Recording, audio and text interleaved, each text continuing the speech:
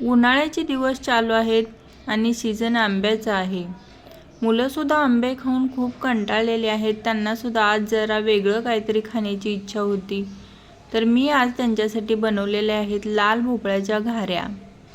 तर कमी मेहनत लागते आणि थोड्याच वेळात बनवून आपल्या घाऱ्या तयार होतात आणि मुलांनासुद्धा खूप आवडतात। लाल भोपळा म्हणजे पौष्टिक असतो आणि मुलांना खाण्यासाठी जराशी वेगळं म्हणजे आपण असं बनवू शकतो।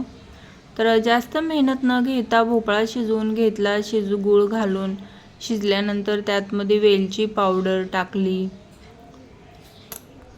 थोडी खसखस टाकली आणि गव्हाच्या पिठामध्ये मळून घेतलं व्यवस्थित आणि त्याच्या छोट्या छोट्या पुऱ्या बनवल्या आणि तेलात तळून घेतल्यात। तर आता हे गूळ घातल्यामुळे घाऱ्या बनतात गुळाच्या।